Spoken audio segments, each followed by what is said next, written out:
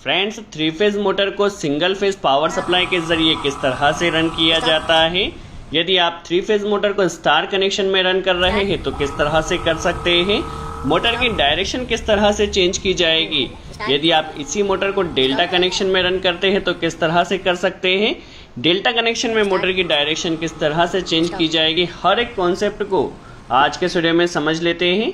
देखिए दोस्तों, हमारे पास यहाँ पर एक थ्री फेज मोटर है जो कि 0.37 किलोवाट या 0.5 HP की आप कह सकते हैं। इस मोटर को हम सिंगल फेज पावर सप्लाई के जरिए रन करेंगे। देखिए, अभी हमारे पास जो मोटर है स्टार कनेक्शन में हमने यहाँ पर कनेक्शन कर रखा है। देखिए दोस्तों, यहाँ पर मोटर को रन करने के लिए हम जो कैपेसिटर का यूज कर रहे हैं 15 माइक्रोफेरेड का कैपेसिटर यूज कर रहे हैं। यदि आपके पास मोटर की रेटिंग ज्यादा है तो आप वहां पर 36 माइक्रोफेरेड का कैपेसिटर भी यूज कर सकते हैं। दैट मीन ज्यादा रेटिंग की मोटर के लिए आपको ज्यादा रेटिंग का कैपेसिटर यूज करना होगा। हमारे पास आधे HP की मोटर है तो इसके लिए हम 15 माइक्रोफेरेड का कैपेसिटर यूज कर रहे हैं। कनेक्शन समझ लेते हैं स्टार कनेक्शन में। तो फर्स्ट टर्मिनल पर कैपेसिटर का फर्स्ट वायर लगाया है। सेकंड टर्मिनल पर लाइन के साथ हमें कैपेसिटर का दूसरा वायर लगाना है। देखिए, लाइन वायर यहाँ कनेक्ट किया, इसी के साथ कैपेसिटर लगाया है। और थर्ड टर्मिनल पर हमें न्यूट्रल वायर कनेक्ट करना है। ठीक है, स्टार कनेक्शन में हम कर रहे हैं। हमारा कनेक्शन यहाँ पर हो चुका है। फर्स्ट पर कैपेसिटर का वायर, सेकंड पर कैपेसिटर के साथ लाइन वायर लगाया है और लास्ट में न्यूट्रल वायर लगाया है। ठीक है, अभी के लिए स्टार कनेक्शन में हम सिंगल फेज पावर सप्लाई यहाँ कनेक्ट कर रहे हैं। ठीक है, single phase power supply connect किया है। अभी आप देखिए, हम पावर सप्लाई को ऑन करते हैं। देखिए, मोटर हमारी रन कर रही है, परफेक्टली मोटर रन कर रही है। मोटर की डायरेक्शन यदि हम देखें तो मोटर की डायरेक्शन एंटी क्लॉकवाइज है। ठीक है, एक बार फिर से देखते हैं। मोटर हमारी परफेक्टली रन कर रही है सिंगल फेज पावर सप्लाई के जरिए और डायरेक्शन इसकी एंटी क्लॉकवाइज है। अब यदि आपको डायरेक्शन चेंज करना है तो यहाँ से न्यूट्रल का वायर और कैपेसिटर के वायर को आपको इंटरचेंज कर देना है।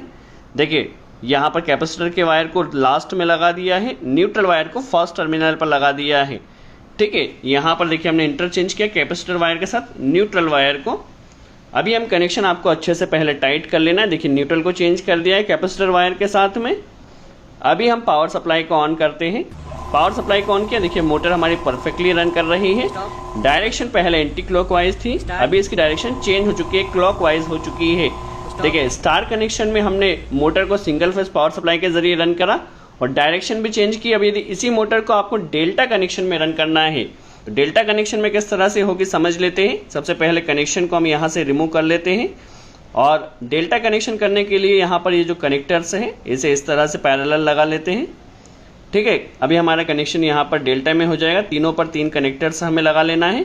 डेल्टा कनेक्शन में भी हम देखेंगे किस तरह से मोटर हमारी रन करेगी, किस तरह से डायरेक्शन चेंज की जाएगी।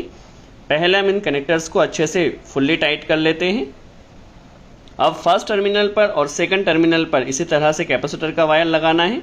फर्स्ट पर कैपेसिटर, सेकंड पर कैपेसिटर के साथ हमें लाइन वायर कनेक्ट करना होगा। तो यहाँ पर कैपेसिटर के साथ लाइन वायर को हम कनेक्ट कर लेते हैं। ठीक है, कनेक्शन आपको फुल्ली टाइट करना है। देखिए, कनेक्शन को आप केयरफुली वॉच कीजिए, काफ़ी सिंपल कनेक्शन है हमारे पास। और लास्ट में हमने न्यूट्रल कनेक्ट किया है। ठीक है, फर्स्ट में कैपेसिटर, सेकंड में कैपेसिटर के साथ लाइन वायर और लास्ट में न्यूट्रल वायर। पावर सप्लाई हम कनेक्ट कर लेते हैं। ठीक है, पावर सप्लाई कनेक्ट किया। अभी हमारी मोटर देखिए परफेक्टली रन कर रही है डेल्टा कनेक्शन में भी। और जो मोटर की डायरेक्शन है वह एंटी क्लॉकवाइज है। ठीक है, एक बार देखिए एंटी क्लॉकवाइज है। अब यदि डेल्टा कनेक्शन में आपको डायरेक्शन चेंज करना है तो यहाँ से उसी तरह से जो न्यूट्रल वायर है, न्यूट्रल को और कैपेसिटर के वायर को इंटरचेंज कर देना है। तो आपकी जो डायरेक्शन देखिए, न्यूट्रल वायर को यहाँ से ओपन किया और कैपेसिटर वायर को ओपन करना है।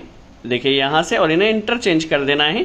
तो डेल्टा कनेक्शन में भी आपकी मोटर की जो डायरेक्शन है वो यहाँ पर चेंज हो जाएगी। चलिए पहले हम कनेक्शन कर लेते हैं प्रॉपरली। ठीक है, यहाँ पर फर्स्ट पे न्यूट्रल लगा दिया है। अभी हमारी मोटर की जो डायरेक्शन है वो क्लॉकवाइज होना चाहिए, पहले एंटी क्लॉकवाइज थी। ठीक है, पावर सप्लाई हम कनेक्ट कर लेते हैं। चलिए मोटर को स्टार्ट करते हैं। देखिए, अभी हमारी मोटर की जो डायरेक्शन है वो क्लॉकवाइज होना चाहिए।